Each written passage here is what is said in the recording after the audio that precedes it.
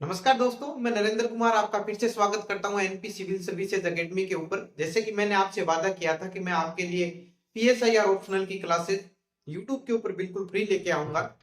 उसी क्रम में आज हम शुरुआत करने जा रहे हैं वेस्टर्न थिंकर की।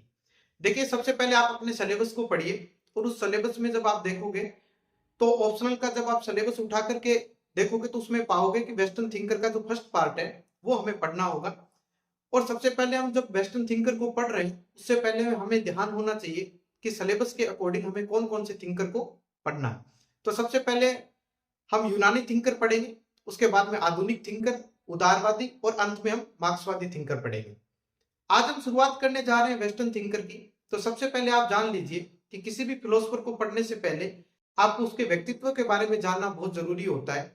जब आप उस व्यक्ति के व्यक्तित्व को जान लोगे तो आप उसके साथ ही उसकी चिंतन पद्धति को जान लोगे, उसके सोचने के तरीके को जान लोगे, वो उस समय कहना क्या चाहता था, उस समझ को हम समझ सकते हैं।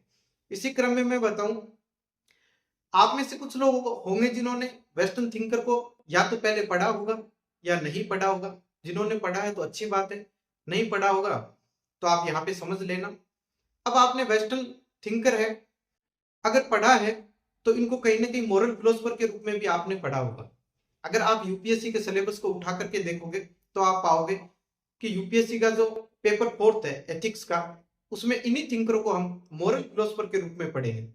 तो इससे एक बात तो स्पष्ट हो जाती है कि अगर आप पीएसआईआर के अंतर्गत वेस्टर्न थिंकर को पढ़ लेते हैं तो स्वतः ही आपका फोर्थ पेपर है जो मोरल थिंकर है, नैतिकतावादी जो चिंतन है, वो स्वतः ही आपके तैयार हो जाए। इसी क्रम में आज हम शुरुआत करने जा रहे हैं यूनानी विचारकों की, और उसमें हम शुरुआत करेंगे यूनान के सबसे महान दार्शनिक प्लेटो की। तो आप अपने पास एक कॉपी रखिए और जो मैं बोर्ड पे समझाता जाऊंगा आप उसके अंतर्गत अपने नोट्स भी तैयार करते जाइए। तो आज हम शुरुआत करने जा रहे हैं यूनान के महान दार्शनिक प्लेटो की, जिनका जन्म यूनान में हुआ था। यूनान की अगर मैं आज के समय में बात करूं तो आज के ग्रीस की मैं बात कर रहा हूं। तो प्लेटो का जन्म यूनान में हुआ था 428 से 348 ईसा पूर्व।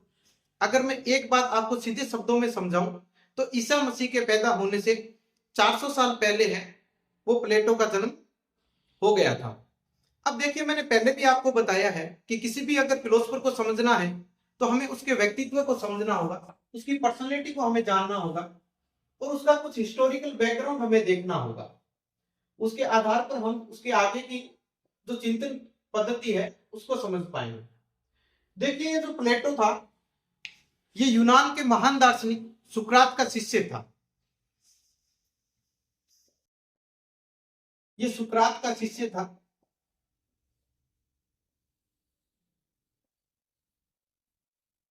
और यही प्लेटो आप यूनानी दार्शनिक में अरस्तु को जब पढ़ोगे तो प्लेटो अरस्तु का भी गुरु था।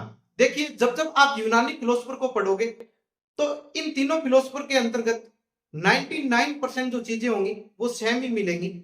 यानी ये एक क्रम के अनुसार चलते हैं, एक सीरीज के अनुसार चलते हैं। जैसे कि आप फिल्म देखते होंगे, फिल्मों की भी काफी सीरीज आती है, धूम 1, धूम 2, धूम 3। उस आधार पे इन्होंने जो चीजें बताई है उनमें बड़ी समानता है। हालांकि कुछ चीजों में चेंजेस होगा, परिवर्तन होगा, लेकिन अधिकांश चीजें इनकी क्या रहेंगी, समान रहेंगी। अब मैं बताना चाहूंगा कि ये प्लेटो था, इसका गुरु जो महान दार्शनिक था वो सुकरात था। इसी सुकरात ने लिखा था कि सद्गुण ही ज्ञान है, नॉलेज इज वर्च्यू। ये इसका प्रसिद्ध कथन था। अब देखिए, मैं आपको पहले से बता दूं कि जब हम किसी व्यक्ति के व्यक्तित्व के बारे में जानेंगे तो सबसे पहले हमें यह देखना होगा कि उसके ऊपर प्रभाव किसका है। तो इससे एक चीज तो समझ में आ रही है कि सुकरात अगर प्लेटो का गुरु था तो इस सुकरात का प्रभाव प्लेटो के ऊपर किसी न किसी रूप में तो रहा होगा। ये बात तो हुई फर्स्ट। अब सेकंड बात मैं आपको बता दूं, बड़े मजे की बात थी कि ये प्लेटो अविवाहित था। अब आप सब लोग सोच रहे होंगे कि इतना महान चिंतक अविवाहित क्यों था। तो मैं आपको बता दूं कि किसी न किसी व्यक्ति के ऊपर अगर किसी का प्रभाव होता है, हर एक घटना के पीछे कुछ न कुछ कारण जरूर होता है। ये जो सुकरात था ये विवाहित था, लेकिन प्लेटो था ये अविवाहित था। इसके पीछे की घटना का अगर मैं जिक्र करूं तो कहा जाता है कि सुकरात की जो वाइफ थी वो बड़ी कर्कश टाइप की थी, यानी थोड़ी झगड़ालू टाइप की थी। और ये सब चीजें कौन देख रहा था? प्लेटो।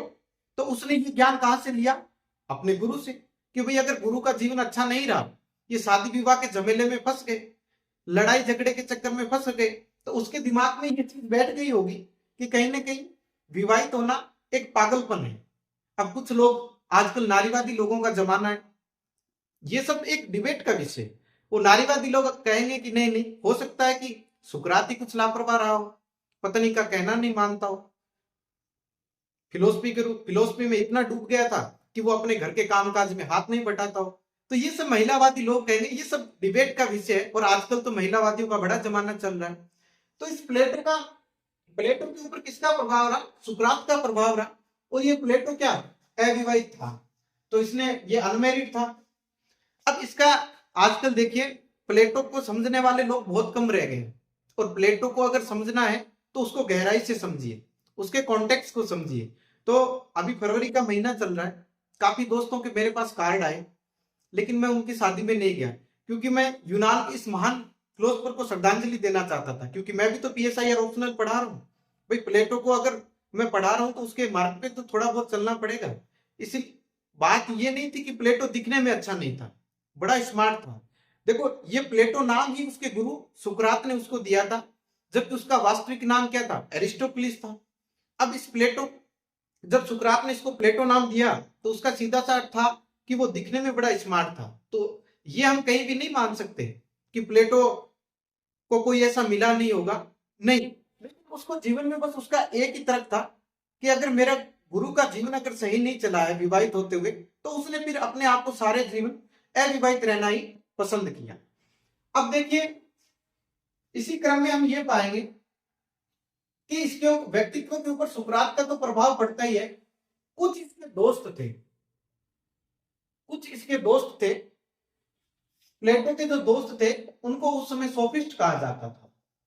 अब यहाँ पे आप समझते चलिए, यहीं से पूरे प्लेटो के दर्शन की कहानी स्टार्ट हो जाती है कि ये जो सोफिस्ट थे, ये प्लेटो के दोस्त थे, और इन्हीं प्लेटो के साथ इनका क्या चलता था? कन्वर्सेशन चलता रहता था, इन्हीं के साथ इसका संवाद चलता रहता था। अब एक चीज आप ध्यान में रखना, बहुत यहाँ पे इंपॉर्टेंट बात मैं आपको बता रहा हूं कि प्लेटो का जितना भी चिंतन है वो हमें किस रूप में मिलेगा? संवाद शैली में देखने को मिलेगा। अब आप ये कहोगे कि सर ये संवाद शैली क्या होती है? संवाद शैली यानी डायलॉग के रूप में, डायलॉग मेथड के रूप में ये बात करते थे। जैसे कि मैंने आपसे पूछा क्या आपने पहले कभी वेस्टर्न थिंकर पढ़े हैं? कई लोग कहेंगे पढ़े हैं, कुछ लोग कहेंगे नहीं पढ़े हैं। उसमें से जैसे मैं आपको पूछूंगा कि आपके हिसाब से प्लेटो किस प्रकार का व्यक्ति था, तो चार पांच लोग होंगे वो अपने हिसाब से जवाब देंगे। फिर मैं आपसे पूछूंगा कि प्लेटो का न्याय सिद्धांत क्या है, तो ये सब चीजें क्या थी? डायलॉग मेथड में थी। इसे क्या बोला जाता है? संवाद शैली के रूप में इसको माना जाता है। अब देखिए, सबसे बड़ी बात ये रही कि प्लेटो के ऊपर किसका प्रभाव था? सुकरात का, उसके गुरु का प्रभाव था, और वो अपने गुरु की बड़ी इज्जत करता था। इससे एक चीज तो स्पष्ट है कि वो अपने उस समय यूनान के अंदर गुरु शिष्य परंपरा अच्छी चल रही होगी, और भारत में तो आज भी चलती है। बहुत से शिक्षकों का जो छात्र हैं वो अपने जीवन में सम्मान करते रहते हैं। इसीलिए प्लेटो अपनी सबसे फेमस बुक लिख रहा है, रिपब्लिक। उसमें वो कह रहा है कि जो ये रिपब्लिक बुक लिखी तो मैंने है, लेकिन इसके जो सारे विचार हैं वो किसके हैं? सुकरात के। यानी कि पूरा कन्वर्सेशन किसका है? सुकरात के। यानी जब जब मैं प्लेटो की बात करूंगा तो आप ये मानते चलिए कि वो बात कौन बोल रहा है? सुकरात बोल रहा है। तो कितना एक महान फिलोसफर है, वो अपना गुरु भक्त रहा होगा, जिसने अपनी रचना अपने गुरु के लिए समर्पित कर दी।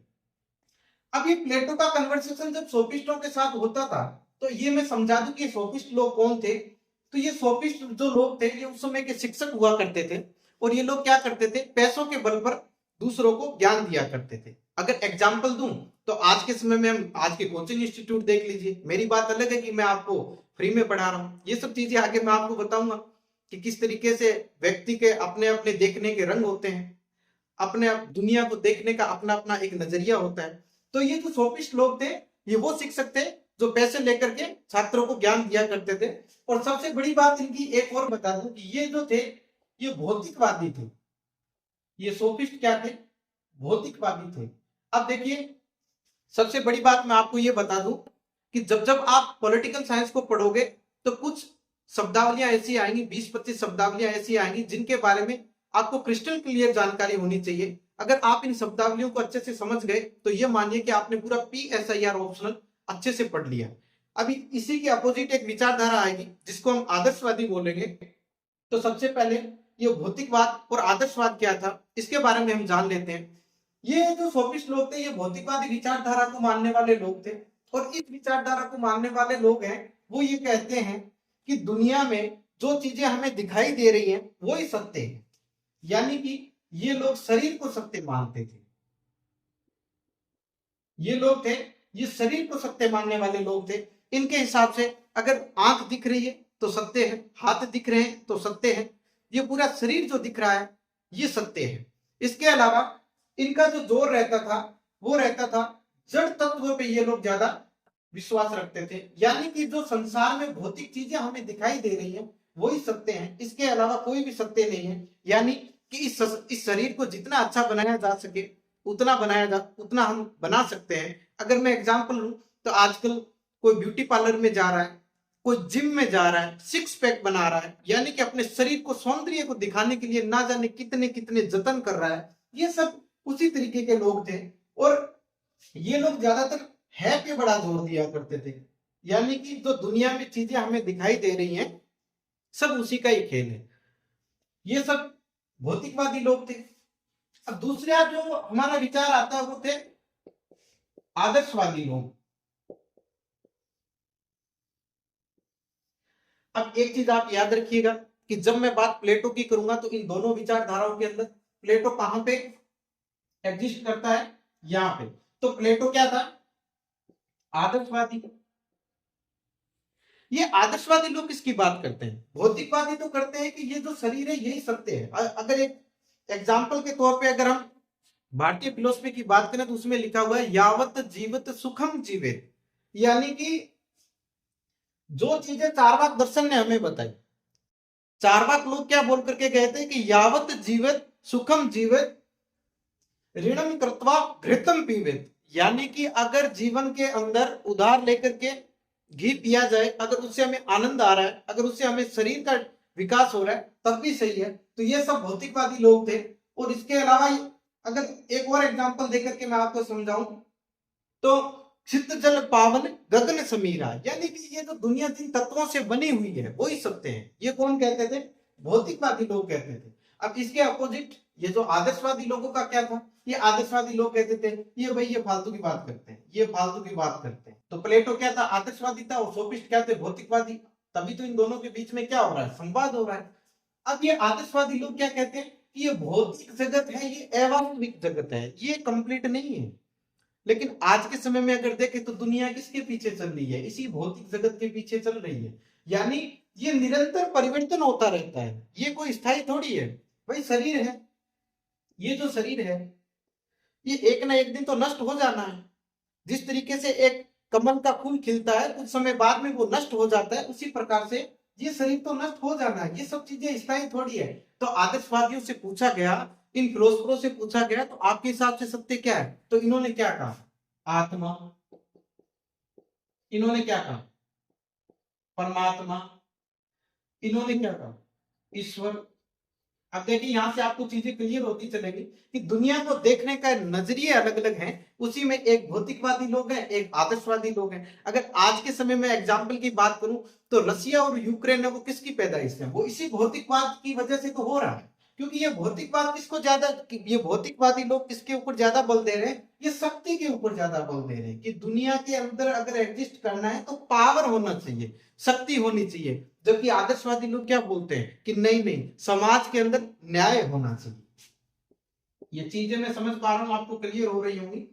ये भौतिकवादी लोग क्या कह रहे हैं कि शरीर जो दिख रहा है वही सत्य है, और ये जो शक्ति है इसकी लालसा हमारे पास होनी चाहिए। ये जो मैटर हमें इस संसार के अंदर दिखाई दे रहा है, ये जो पूरा विश्व हमें दिखाई दे रहा है, यही सत्य है। जैसे कि मैं एग्जांपल दूं, भौतिकवादियों के अनुसार आजकल लोग मैकडोनाल्ड, पिज्जा, बर्गर, हुक्का पार्टी, ये सब क्या है, ये सब लोग मोह माया में रहने वाले लोग हैं। जबकि ये लोग बोलते थे ना ना ना ना, जीवन के अंदर नैतिकता होनी चाहिए, जीवन के अंदर सत्य होना चाहिए, जीवन के अंदर ईश्वर, आत्मा और परमात्मा का निवास जरूर होना चाहिए। तो एक आप इस चीज से एक चीज समझ के चलिएगा कि इन्हीं आदर्शवादियों को हम आगे जाकर के क्या पढ़ते हैं, नैतिकतावादी। तो यहाँ पे अगर आप ये थिंकर पढ़ते हैं तो एथिक्स के 4th पेपर में यही आपको मोरल थिंकर के रूप में आगे मिलेंगे।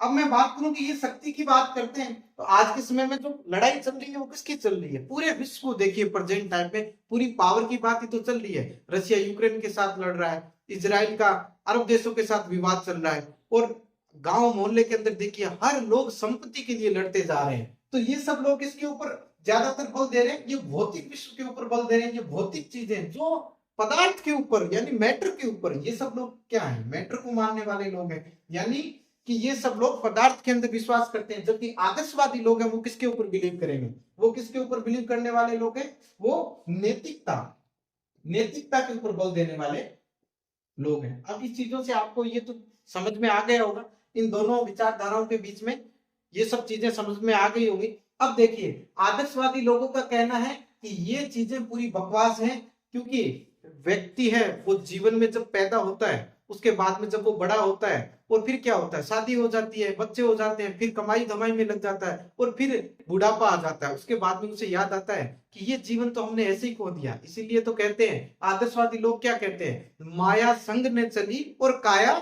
संग ने चली, यानी कि पैसा तो खूब कमा लिया, शरीर को भी देखा, लेकिन जब लास्ट समय अंतिम समय आया तब पता चला कि जीवन था क्या, जीवन जीने का ढंग क्या था। ये सब चीजें तो हमें समझ में नहीं आई। तो ये भौतिकवादी लोग किसके ऊपर, ये मोह माया में पड़े हुए लोग हैं। ये मैं नहीं कह रहा हूं, ये आदर्शवादी लोग कह रहे हैं। और ये क्या करते हैं, एक एग्जाम्पल के तौर पे अगर मैं समझाऊं तो ये लोग क्या कहना चाह रहे हैं कि जब आए हम जगत में जगत हंसा हम रोए, और करनी ऐसी कर चले कि हम हंसे जग रोए। यानी कि इंसान जब पैदा होता है तो क्या होता है, वो खुद तो दुखी होता है, लेकिन सब लोग बड़े खुशी खुशी मना रहे होते हैं, मिठाइयां बांट रहे होते हैं, थाली बजा रहे होते हैं। लेकिन लास्ट में ये कहते हैं कि अपने जीवन के अंदर नैतिकता होनी चाहिए, सद्गुण होना चाहिए, अपने कर्म अच्छे होने चाहिए, और आत्मा ईश्वर इन सब चीजों को देखने की जरूरत है। और यही सब चीजें कर्मों के आधार पे हमें तय करती है। और ये लोग क्या कहते हैं, ये लोग कहते हैं कि पैसा पैसा करती है तू पैसे पे क्यों मरती है, एक बात मुझे बतलाते तो उस रब से क्यों नहीं डरती है। यानी ये कहते हैं रब है कहाँ,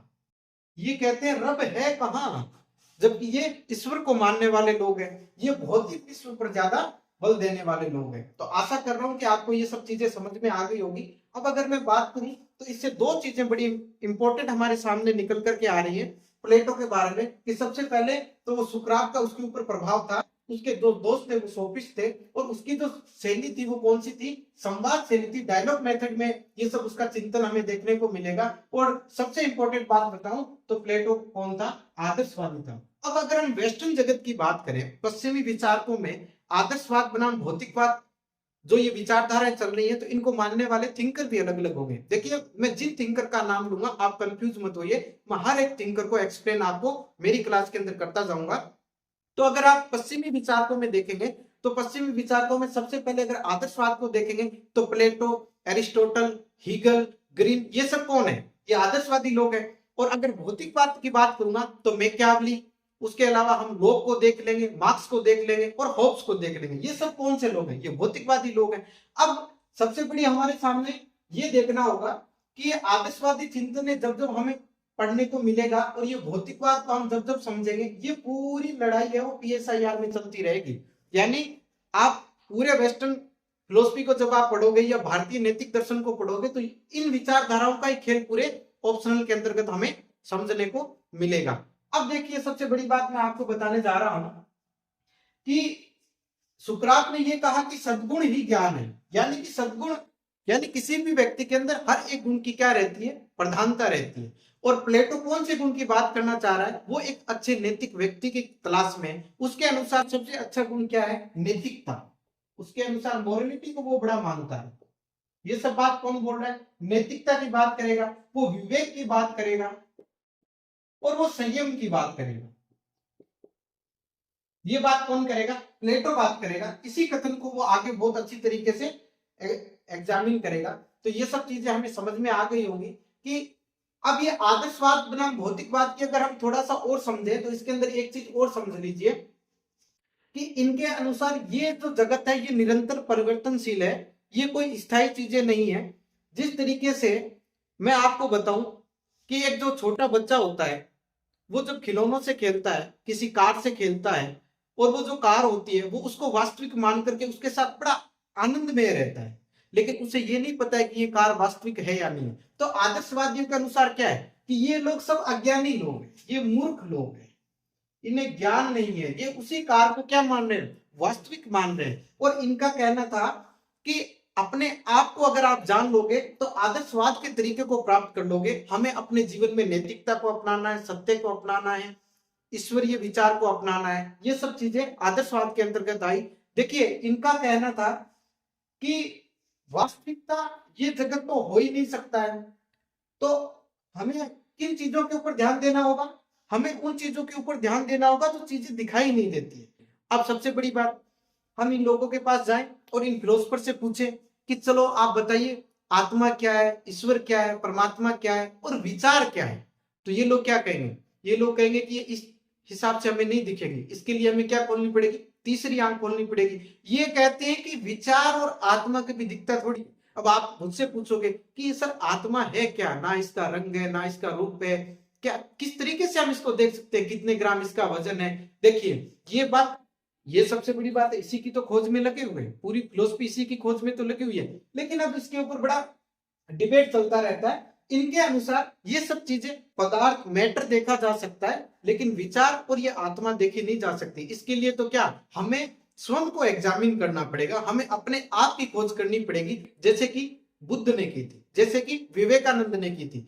बुद्ध से देखो, आज के समय में क्या है, आदर्शवाद का सबसे बड़ा अगर एग्जाम्पल दूं तो आज के समय में तो शक्ति के लिए मारामारी चल रही है, हर व्यक्ति पावरफुल होना चाहता है। लेकिन बुद्ध ने तो उस समय राजपाट छोड़ दिया था, वो तो राजा थे उस समय। तो उनसे जब पूछा गया कि जीवन का अंतिम सत्य क्या है, तो उन्होंने क्या कहा, अपदीपो भव, यानी कि अपने प्रकाश स्वयं बनो। ये सब चीजें किसका एग्जाम्पल मैं दे रहा हूं, आदर्शवाद का एग्जाम्पल दे रहा हूं। आप बुद्ध को ले लीजिए, आप विवेकानंद को ले लीजिए, और उसके अलावा गुरु नानक को ले लीजिए, आप उसके अलावा बहुत इतने महान विचारक हुए हैं। इसलिए तो देखिए समाज के अंदर पैसे वाले लोगों की पूजा होती है या संत लोगों की पूजा होती है। आज हम इन मोरल फिलोसफर को क्यों पढ़ रहे हैं, क्या उस समय सुकरात और प्लेटो कोई राजा थे, क्या ये बहुत बड़े कुछ उद्योगपति थे, क्या इनके पास पैसा था, नहीं, इनके पास क्या था, इनके पास नैतिकता थी, इनके पास क्या था, सत्य था। ये सब चीजें इनके इर्द गिर्द घूमती थी, इसलिए तो हम आज इन चीजों को पढ़ रहे हैं। अब सबसे बड़ी बात आपके पास ये आ रही होगी कि सर इतने महान फिलोसफर है, यूनान में पैदा हुआ, अगर हमारे भारत में पैदा होता तब भी हम इसको पढ़ते, तो हमें इसे पढ़ने की जरूरत कहाँ महसूस हो रही है। तो देखिए कुछ चीजें, समाज बदल जाते हैं, समय बदल जाता है, लेकिन कुछ चीजें स्थायी रहती हैं। जैसे कि 2500 साल पहले की मैं बात कर रहा हूं, उस समय यूनान का जो दौर चल रहा था, तो यूनान के अंदर जो समस्याएं थी वो आज भी विद्यमान है। जैसे कि मैं एक एग्जांपल दूं, यूनान में उस समय करप्शन था, भ्रष्टाचार था, वो क्या आज है या नहीं, वो आज भी विद्यमान है। तो मैं कहना ये चाहता हूं कि इस फिलोसफर को पढ़ने का अर्थ क्या है कि हम अपने जीवन के अंदर कुछ नए चेंजेस करें, हम परिवर्तन करें। इसीलिए तो यूपीएससी ने अपने सिलेबस के अंदर क्या लगाया है, एथिक्स का 4th पेपर, जिसमें नैतिकता, ये सब मोरलिटी की बातें की जाती है। अब जब हम आदर्शवाद की बात करेंगे तो इनका कहना ये है, ये कहते हैं आदर्शवादियों के कि जो साहब आप ये कह रहे हैं कि इन चीजों पे हम ध्यान दें, तो ये चीजें हैं कहाँ, तो ये कहते हैं कि ये चीजें दिखाई नहीं देती, इसके लिए हमें तीसरी आंख खोलनी पड़ेगी, इसके लिए हमें अपने आप को जानना पड़ेगा। अब अपने आप को जानने का तरीका क्या है, अब अपने आप को जानने का तरीका ये लोग अलग अलग तरीके से बताते हैं। अभी मैं एग्जाम्पल दूं आपको, प्रयागराज में महाकुंभ चल रहा है, उसके अंदर मैं कुछ दिन पहले देख रहा था कि एक आईआईटी पास किया हुआ लड़का जो लाखों का पैकेज छोड़ करके और इस मार्ग पे चल पड़ा, यानी वो संत बनने के लिए आ गया, और उसने पूरी दुनिया देख ली। वो वेस्ट में रह करके आया, वहां की पूरी सभ्यता को उसने देखा, लेकिन लास्ट में आकर के उसने एक ऐसे जीवन को चुना जिसमें नैतिकता हो, जिसमें सद्गुण हो, जिसमें सत्य हो, और जिसमें ईश्वरीय तत्व का ज्ञान हो। इसीलिए तो उससे पूछा गया, कोई मीडिया पर्सन उससे पूछ रहा था कि आपके हिसाब से शिव कौन है, तो उन्होंने क्या कहा, जो दिखाई नहीं देता है वही तो शिव है। और यही तो आदर्शवादी बोल रहे हैं, यही तो आदर्शवादी बोल रहे हैं कि आत्मा, परमात्मा, ईश्वर और न्याय को अगर आपको पता करना है तो उसके लिए क्या, उसके लिए क्या, हमें अपने आप को जानना होगा, और हमें ये ऐसे दिखाई नहीं देगा। इसके लिए हमें क्या, एग्जामिन लाइफ जीनी पड़ेगी, हमें अपने आप हम सोचने का तरीका बदलना पड़ेगा, हमें उसके लिए ज्ञान लेना पड़ेगा। अब इन दोनों के बीच की, दोनों विचारधाराओं के बीच की जो लड़ाई चल रही है, उसके अंदर ये कहते हैं कि ये भौतिक जगत है, ये सही नहीं है। हो सकता है कि जो चीजें दिखती हो वो सत्य नहीं हो। अब मान लीजिए हमारी जो परछाई है वो हमें दिखती तो है, लेकिन क्या वो सत्य है? जो हमारा शेडो बनता है वो हमें दिखता तो है, लेकिन क्या वो सही में है? क्या उसमें जीव है? नहीं। इन्होंने कितनी मतलब तार्किक ये बात करते हैं। इनके अनुसार अगर एक एग्जाम्पल और दूं, आपने मान लो कोई सपना देखा, नींद में सपना देख रहे हो कि आप यूपीएससी पास कर गए, ठीक है। उसके बाद में एक गाड़ी है बढ़िया शानदार, आप अंदर बैठे हुए हो, पास में आपका पार्टनर बैठा हुआ है, अच्छे गाने चल रहे हैं और गाड़ी देर धड़ाधड़ दौड़ रही है रोड के ऊपर। पता चला सपना टूटा और धड़ाम खटिया से नीचे गिरे। वो क्या था? आपने चीज तो देखी थी, लेकिन वो क्या सत्य था? यही आदर्शवादी लोग बोल रहे हैं कि जो दिखता है क्या वो वास्तविक होना जरूरी नहीं है।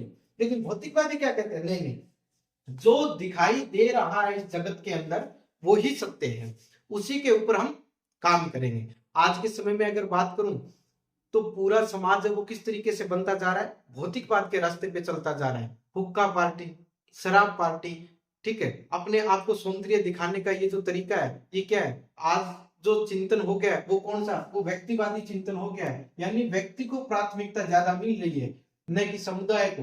लेकिन प्लेटो के समय में क्या था? व्यक्ति प्रधान चिंतन नहीं था। कौन सा चिंतन था? समुदाय प्रधान चिंतन था। इस चीज को आप याद रखना।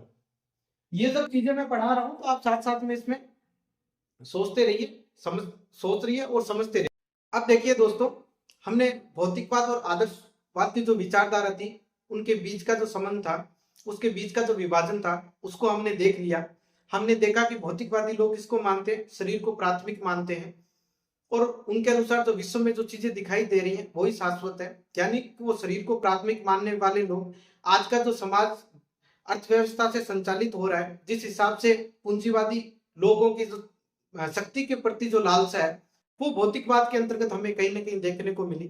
उसके उल्ट आदर्शवादी लोगों का ये कहना है कि जीवन के अंदर नैतिकता होनी चाहिए, न्याय होना चाहिए, आत्मा के ऊपर विश्वास, ईश्वर के ऊपर विश्वास। ये सभी बात आदर्शवाद के अंतर्गत पड़ी।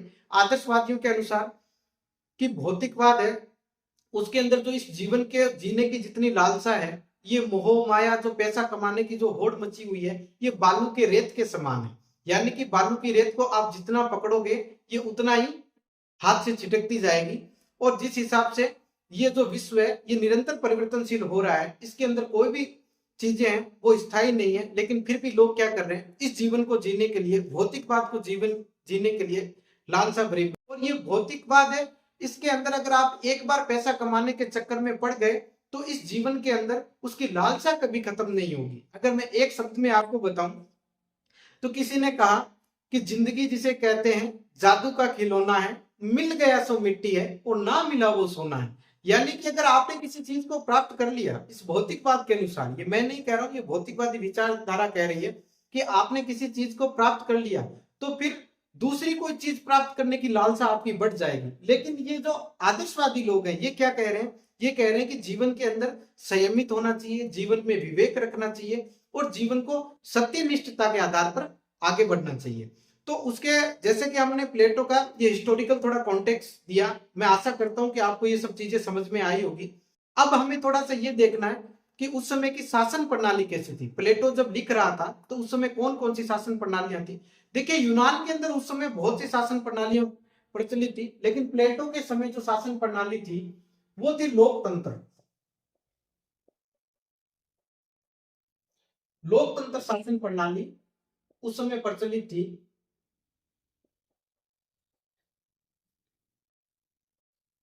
अब देखिए इसमें भी एक बड़ी घटना छुपी हुई है। ये जो लोकतंत्र में बैठे थे उस समय लोग थे, ये भ्रष्ट लोग थे, ये भ्रष्ट लोग थे। और इन्होंने क्या किया कि मैंने आपको पहले भी बताया कि प्लेटो के जीवन के ऊपर सबसे बड़ा प्रभाव किसका रहा? उसके गुरु सोक्रेटिस का प्रभाव रहा, सुकरात का प्रभाव रहा। तो जिस समय यूनान में ये लोकतंत्र शासन प्रणाली चल रही थी तो सुकरात को इन लोगों ने एक सजा सुनाई, इस सुकरात के ऊपर चार्ज लगाया कि आप हमारे खिलाफ कुछ विद्रोह करना चाहते हैं, आप युवाओं को हमारे खिलाफ भड़काना चाहते हैं। इसके आधार पर जिन्होंने इसके चार्ज लगाया और इसको सजा दी कि सुकरात को क्या पिला दिया जाए, जहर पिला दिया जाए, जहर पिला दिया जाए। अब ये चीजें कौन देख रहा था, प्लेटो। अब देखो प्लेटो अपने गुरु की बहुत इज्जत किया करता था। उसे जब ये लगा कि इतने महान व्यक्ति को ये करप्टेड लोग जहर पिला रहे हैं तो उसका मन बड़ा व्यथित हो गया। अब सबसे बड़ी एक चीज मैं आपको बता दूं, जहर सुकरात को दिया जा रहा था लेकिन परेशान कौन था, प्लेटो परेशान था। तो ये सब चीजें थी। ये एथेंस के लोगों ने जब इसको ये सजा सुनाई तो प्लेटो बड़ा विचलित हुआ और उसने कहा कि गुरुजी ये आप क्या कर रहे हैं। तो प्लेटो ने क्या कहा, प्लेटो ने अपने गुरु से पूछा कि गुरुजी आप ये कर क्या रहे हैं, आप यहां से भाग क्यों नहीं जाते। तो उन्होंने क्या कहा, प्लेटो तुम मेरे शिष्य हो और तुम ये मुझे बता रहे हो मैं भाग जाऊं, अगर मैं भाग गया तो सत्य की जीत नहीं होगी। इसलिए मैं क्या कहता हूं, ज्ञानी व्यक्ति कभी मरने से नहीं डरता है। आदर्शवादी व्यक्ति अपने सत्य के मार्ग पर जरूर चलता रहता है। उसने क्या कहा कि ये मैं खत्म थोड़ी हो जाऊंगा, ये तो मेरा शरीर खत्म होगा लेकिन मेरे विचार हमेशा जिंदा रहेंगे। बहुत बड़ी बात बोल दी। और यही तो आदर्शवादी बोलते हैं, इसीलिए तो प्लेटो आदर्शवादी है कि ये जो विचार मैं देके गया हूं ये चाहे काल बदल जाए, समाज बदल जाए, ये हमेशा जीवित रहेंगे। इसीलिए भी हम 2500 साल पहले प्लेटो ने जो लिखा वो आज भी तो पढ़ रहे हैं। ये सब दुनिया किसकी है, विचारों की तो दुनिया है। तो जब इन लोकतंत्र में बैठे हुए लोगों ने सुकरात को ये सब चीजें कर रहा था तो प्लेटो बड़ा दुखी हुआ और उसने अपने गुरु से ये विनम्र, उसने हाथ जोड़ के कहा कि गुरुजी आप यहाँ से निकल जाइए। लेकिन सुकरात ने कहा कि नहीं, मैं भागने से अच्छा क्या मरना पसंद करूंगा। और उसने क्या कर लिया, जहर पी लिया। और ये सब घटना उसके जीवन पे बड़ा प्रभाव कर गई। अब देखिए कि ये ज्ञानी जो व्यक्ति होते हैं ना, ये मरने से तो बिल्कुल नहीं डरते हैं। अगर मैं एग्जाम्पल के तौर पे दिखाऊं तो भारत के अंदर ये सब सत्यनिष्ठा, नैतिकता, आदर्शवाद, ये भारतीय दर्शन में भी बड़ा चलता रहा है। एक कहानी है कि अलेक्जेंडर द ग्रेट जब भारत आया तो उसका सामना एक सन्यासी से हुआ, उसका एनकाउंटर हुआ एक सन्यासी से। और ऐसा एनकाउंटर हुआ कि उसके बाद में सिकंदर जो अलेक्जेंडर ग्रेट था उसका जीवन जीने का नजरिया ही चेंज हो गया। वो जा रहा था जंगल में घोड़े पे और उसको प्यास लगी तो उसने किसी सन्यासी को तपस्या करते हुए देखा तो उसने जोर से चिल्लाया कि मुझे पानी चाहिए। तो सन्यासी ने आंखें नहीं खोली, वो घोर तपस्या में एकदम विलीन थे। उसने फिर चिल्लाया कि मुझे पानी चाहिए, फिर चिल्लाया पानी चाहिए। तो सन्यासी आंखें खोली, बोले क्यों चिल्ला रहे हो। बोला मैंने बार बार आपसे बोल दिया है कि मुझे पानी चाहिए, आप मुझे जानते नहीं हो, मैं द ग्रेट अलेक्जेंडर हूं। तो उसने कहा तो फिर क्या हुआ। तो बोला मैं विश्व विजेता हूं। तो उसने कहा कि विश्व विजेता हो तो विश्व जीत के क्या करोगे। तो बोला मैं सुख लूंगा। तो वो कह रहे हैं कि ये सुख तो, सन्यासी ने कहा कि ये सुख तो मैं अभी भी ले रहा हूं। अलेक्जेंडर द ग्रेट बड़ा क्रोधित हुआ कि मैं आपको तलवार निकाल के यही मार दूंगा। तो सन्यासी ने क्या कहा, मूर्ख, बेवकूफ, तुझे इतना नहीं पता है कि ये जो शरीर है ये सांसों की चलती हुई डोर है। ये शरीर है, ये सांसों की चलती हुई डोर है। तू मेरे शरीर को तो मार सकता है लेकिन आत्मा को थोड़ी मार देगा। और यही बात कौन कह रहा था उस समय, यूनान में सुकरात कह रहा था। यानी कि उस सन्यासी की और इस सुकरात की जो बातें थी वो सेम थी। यानी ये लोग मरने से नहीं डरे। आदर्शवादी और सत्य पे चलने वाले लोग मरने से बिल्कुल नहीं डरते हैं। देखिए अगर आजकल किसी को पता चल जाए मरने के बारे में और जीवन का सबसे दुखी क्षण क्या होता है, मरना, लेकिन ये लोग नहीं डरे। एग्जाम्पल के तौर पे अगर किसी व्यक्ति को फांसी होने वाली है और उससे पूछिए कि उसके मन में क्या चलता रहता है, यानी कि इतना वो दुखी रहता है ना, रोना बिलखना ये सब कुछ चलता रहता है। लेकिन ये लोग हंसते हंसते, यानी कि सुकरात ने हंसते हंसते अपने प्राण त्याग दिए। और ये क्या कहा कि शरीर तो एक दिन नष्ट हो ही जाना है लेकिन मेरे विचार है वो हमेशा क्या रहना चाहिए, जिंदा रहना चाहिए। तो सबसे बड़ी बात क्या थी कि काफी चीजें हमने देखने को मिली। जितना मैंने पढ़ाया है कि प्लेटो के जीवन के ऊपर किसका प्रभाव था, उसके गुरु सोक्रेटिस का प्रभाव था। और सबसे बड़ी बात उसका जो संवाद था वो किस शैली में, संवाद किसके साथ हो रहा था, सोफिस्टों के साथ हो रहा था। और उसका जो चिंतन पद्धति है वो कौन सी शैली में है, संवाद डायलॉग मेथड के अंदर है। और सबसे बड़ी बात कि प्लेटो कौन सी विचारधारा का व्यक्ति था, वो आदर्शवादी विचारधारा को मानने वाला व्यक्ति था। अब एक चीज याद रखिए, मैं आपको जो समझाने जा रहा हूं कि ये जो प्लेटो था जिसका कन्वर्सेशन सोफिस्टों के साथ चलता था, ये सोफिस्ट थे, ये थे कौन, इनका नाम क्या था। प्लेटो का जो चिंतन है वो संवाद शैली में है और इन सोफिस्ट लोगों के साथ में उनका संवाद हो रहा है। तो ये जो इसके दोस्त थे, ये सोफिस्ट कौन कौन थे? तो सबसे पहला जो था वो था सेफिलास। सेफिलास का, अब ये नाम थोड़ा सा ध्यान रखना, इसको काफी जगह कैपिलास भी बोलते हैं, सेफिलास या कैपिलास जो भी कहो याद रख लेना। दूसरा था वो था पोलीमार्क्स। दूसरा जो था ये था पोलीमार्क्स। और तीसरा जो था वो था थ्रेसिमेक्स। और चौथा जो व्यक्ति था उसका नाम था ग्लूकॉन। ये ग्लूकॉन डी नहीं है, ग्लूकॉन है। अब देखिए कहीं ना कहीं एसोसिएट लर्निंग पद्धति चलती रहती है, तो आप थोड़ा सा ये ध्यान रखना कि ग्लूकॉन डी नहीं है, ग्लूकॉन है। ये सोनीमैक्स नहीं है, ये थ्रेसिमैक्स है। ये गोलीमार्क्स नहीं है, ये पोलीमार्क्स है। और ये सेफिलास है। इनके साथ में इन सोफिस्टों का क्या चलता रहता था? संवाद। ये सोफिस्ट जो थे ये चार इसके दोस्त थे और प्लेटो का इनके साथ में क्या चलता रहता था? संवाद चलता रहता था। और ये भौतिक जगत को मानने वाले लोग थे। और मैंने आपको बता दिया है कि पूरा भौतिक जगत है वो इसी संसार को सत्य मानता है, इसी शरीर को सत्य मानता है। ये शक्ति के ऊपर बड़ा प्रभाव देता है, यानी कि ये पावरफुल होने का दावा करता है। और दूसरी तरफ इसके ऑपोजिट लोग कौन है? आदर्शवादी लोग हैं, जो नैतिकता की बात करते हैं, जो न्याय की बात करते हैं, जो आत्मा और ईश्वर की बात करते हैं। जैसे कि सोक्रेटिस को देख लो, उसने अपने विचारों के लिए जहर पी लिया था। ये किस राह पे चलने वाला व्यक्ति था? ये आदर्शवादी व्यक्ति था। अब ये चारों का नाम हमें अपने नोट्स में लिख लेना और इसको याद भी कर लेना। अब हमने इतना डिस्कशन कर लिया है कि सबसे बड़ी बात, हमने प्लेटो का हिस्टोरिकल बैकग्राउंड जान लिया, उसका कॉन्टेक्स्ट जान लिया, वो आदर्शवादी था ये भी पता कर लिया, संवाद शैली में उसका पूरा संपूर्ण चिंतन है वो भी पता कर लिया। और प्लेटो ने बहुत सी बुकें लिखी, उसमें रिपब्लिक लिखी, अपोलॉजी लिखी, स्टेटसमैन लिखी, लॉज लिखी।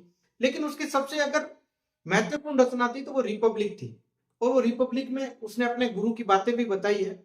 उसने गुरु शिष्य परंपरा को सबसे बड़ा उदाहरण पेश किया कि रिपब्लिक लिखते समय उसने ये भी बताया कि ये लिखी तो मैंने, लेकिन ये संपूर्ण विचार किसके हैं? मेरे गुरु के हैं। तो हमने भौतिक जगत और आदर्शवाद की ये सब चीजें पता की कि आदर्शवादी लोग हैं वो सत्य निष्ठा पर चलने वाले लोग हैं, ईश्वर और आत्मा में विश्वास करने वाले लोग हैं। और भौतिकवादी लोग हैं वो जड़ तत्वों को ज्यादा मानते हैं, पदार्थ के ऊपर ज्यादा बल देते हैं और पूरे संसार को ही प्राथमिक मानते हैं। आज का जो समाज अर्थव्यवस्था से संचालित है उसी को ये लोग सत्य मानते हैं।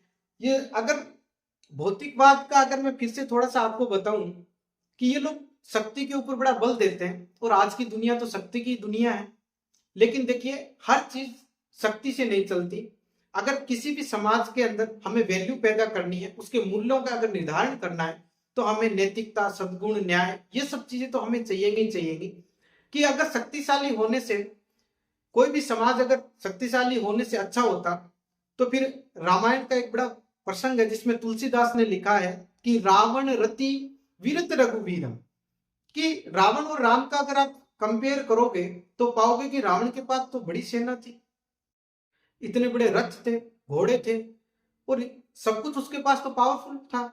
और राम के पास क्या था? सन्यासी थे, कपड़े भी सन्यासी के रूप में पहने हुए थे और जो धनुष बाण थे वो एक थैले में डाले हुए थे। लेकिन उसके बाद भी कौन जीता? राम जीता। और इससे हमें क्या पता चलता है कि सत्य में जयते, यानी कि सत्य की हमेशा जीत होती है। सत्य परेशान हो सकता है लेकिन पराजित नहीं। इसीलिए जो ये महान चिंतन हमें देखने को मिल रहा है, ये सब लोग क्या है? ये सब वही नैतिकतावादी लोग हैं। ये वही चीजें तो खोजना चाह रहे हैं कि अच्छा व्यक्ति कैसा होना चाहिए, अच्छे व्यक्ति की तलाश में है, व्यक्ति को अच्छा जीवन किस प्रकार से जिया जाए। ये सब चीजें हमें प्लेटो के चिंतन में देखने को मिल रही है।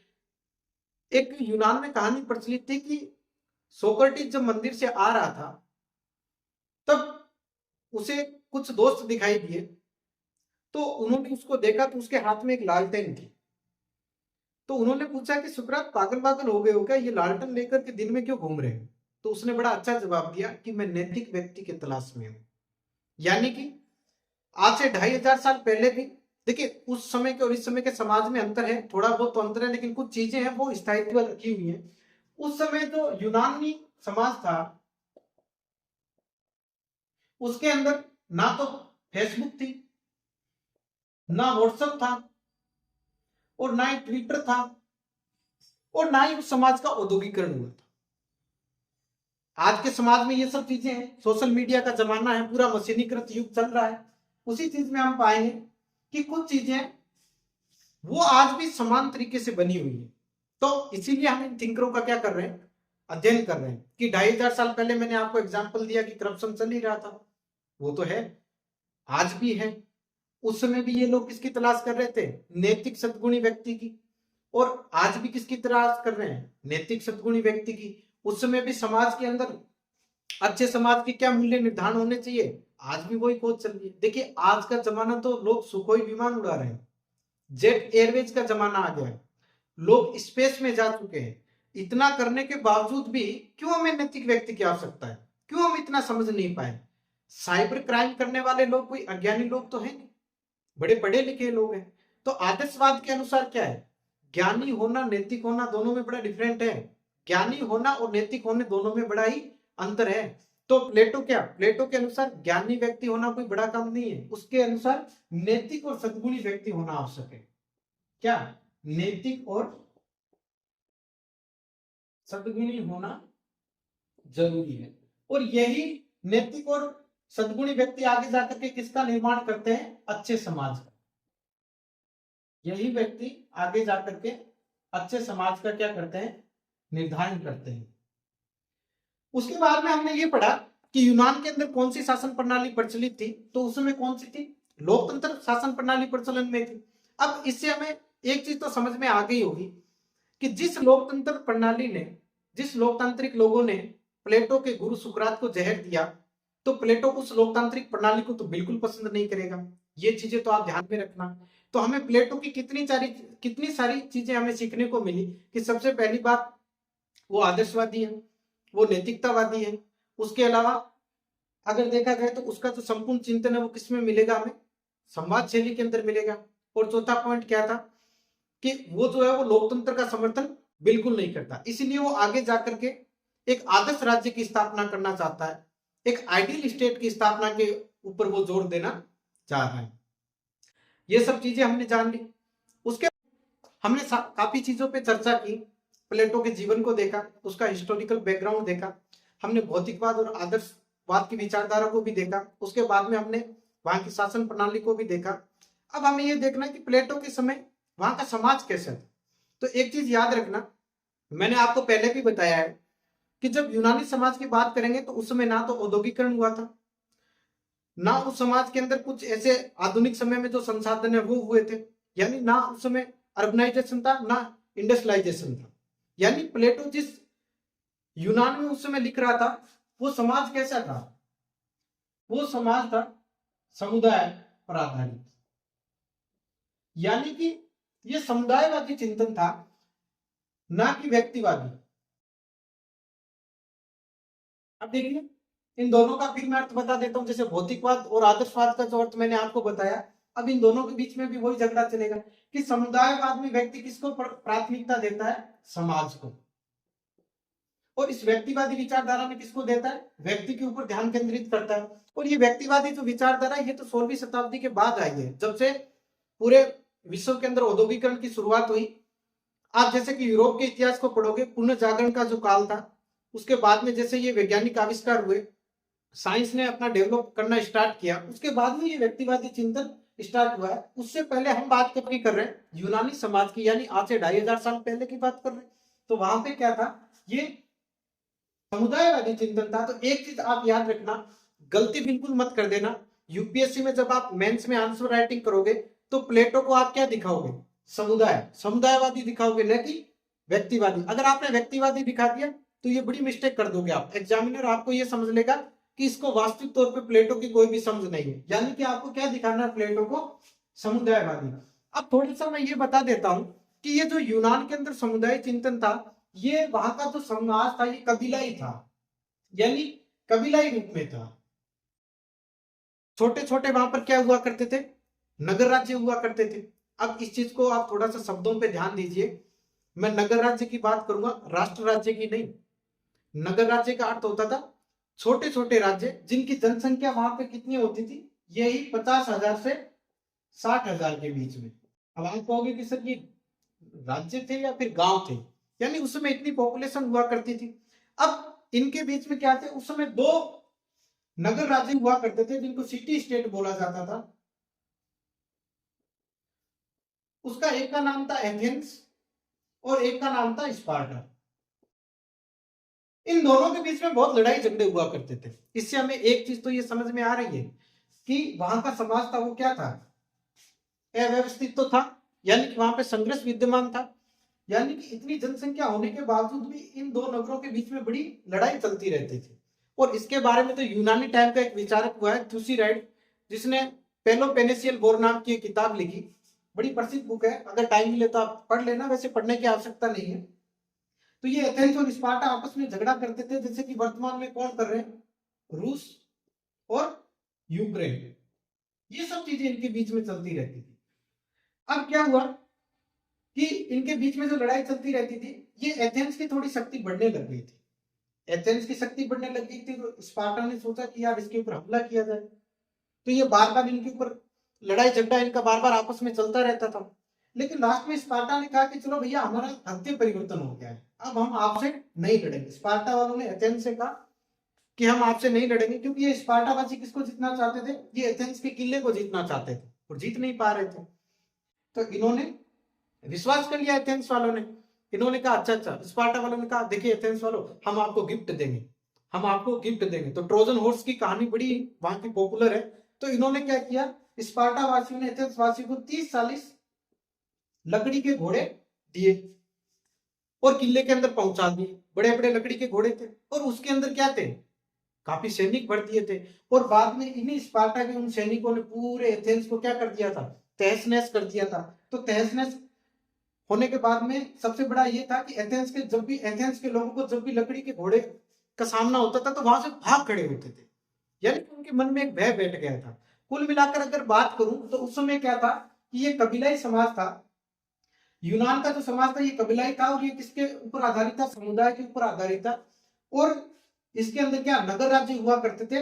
दो सिटी स्टेट थे जिनका एक का नाम था एथेंस और एक का नाम था स्पार्टा, जिनकी जनसंख्या कितनी होती थी, 50,000 और 60,000। और ये कहां पैदा हो रहे थे, एथेंस में। ये कहां पैदा हो रहे थे उस समय, एथेंस में हो रहे थे। अब देखिए ये कबीलाई समाज की आपस में क्या यही रंजिश रहती है, आपस में झगड़ा बहुत करते हैं। अगर मैं एग्जांपल लूं तो अपने पूर्वोत्तर के राज्य देख लो, वहां पे नागा कुकी से लड़ रहे हैं, बोडो असमी से लड़ रहे हैं, और जब इनकी लड़ाई खत्म हो जाती है तो फिर ये भारत सरकार से लड़ना स्टार्ट कर देते हैं। यानी कि ये छोटे छोटे कबीलाई जो लोग हैं आपस में झगड़ालू किस्म के होते हैं। तो वही एग्जांपल देकर के मैं आपको समझा रहा हूं कि उस समय यूनान के अंदर कौन से कबीलाई टाइप के समुदाय चलते थे। अब देखिए जो समुदायवादी होगा, जो समुदाय की बात करेगा, अगर समुदाय का सबसे बड़ा एग्जांपल लेना चाहो तो आप गांव गांव देख लीजिए। गांव के अंदर आज भी वही सिस्टम चलता है। वहां पे जाति की बात होती है, धर्म की बात होती है। ये सब चीजें कहाँ मिलती है, ये गांव में मिलती है। तो आज भी अगर यूनानी नगर राज्यों का मैं एग्जाम्पल देना चाहूँ तो आप भारत के किसी भी गांव को देख लीजिए और देखिए गांव के अंदर है ना बड़ी आदर्शवादी बातें चलती रहती हैं। गांव के व्यक्ति को कोई मतलब नहीं है कि आप कितना पैसा कमा रहे हो, गांव के व्यक्ति को कोई मतलब नहीं है कि आप कितने पावरफुल हो। उनके हिसाब से तो अपना जीवन वो नैतिकता के अनुसार ही चलाते रहते हैं। अब आपने अगर गांव में जाकर किसी व्यक्ति को कह दिया मैं आईएएस हूँ, मैं इतना पैसा कमा रहा हूँ, या फिर मैं बिजनेसमैन हूँ, मैं इतना पावरफुल हूँ, उसमें से एक आदमी उठ करके ऐसी बात कहेगा कि आपका पूरा जो एनकाउंटर अलेक्जेंडर द ग्रेट का सन्यासी के साथ हुआ था वही वो एनकाउंटर आपका करके छोड़ देंगे। वो कहेंगे कि कफन में कोई जेब थोड़ी होती है, यानी कि जो आप ये कमा रहे हो ये साथ में लेकर के थोड़ी जाओगे। तो कहने का अर्थ क्या, गांव में बड़ी आदर्शवादी बात होती है। आदर्शवाद का सबसे बड़ा एग्जाम्पल ही कहाँ मिलता है, गांव के अंदर मिलता है। तो आज का जो ये जो अपना सेशन था इसके अंदर आपने ये सीखा होगा कि प्लेटो का कॉन्टेक्स्ट हमने जान लिया, उसकी चिंतन पद्धति को हमने देख लिया, और उसका जो चिंतन शैली के अंदर जो संवाद शैली थी, डायलॉग मेथड को हमने देखा, सोफिस्ट के बारे में हमने जानकारी प्राप्त की, प्लेटो किस हिसाब से आदर्शवादी था ये पता किया, यूनान का जो समाज था वो किस आधार पे था, ये हमने समुदाय के आधार पे था या व्यक्ति के आधार पे था, इस चीज को डिस्कशन किया। और सबसे बड़ी हमने यूनानी नगर राज्यों की ये सब चीजें थोड़ी हिस्टोरिकल बैकग्राउंड देख लिया। तो मैं आशा करता हूँ कि आज की ये जो क्लास है ये आपको समझ में आई होगी। नेक्स्ट क्लास में हम प्लेटो के केंद्रीय सिद्धांत को पढ़ेंगे, उसकी सेंट्रल पॉइंट क्या था। तो प्लेटो का जो केंद्रीय पॉइंट था वो क्या था, प्लेटो का न्याय सिद्धांत। तो अगले वीडियो के अंदर मैं आपको बताऊंगा प्लेटो की न्याय की थ्योरी।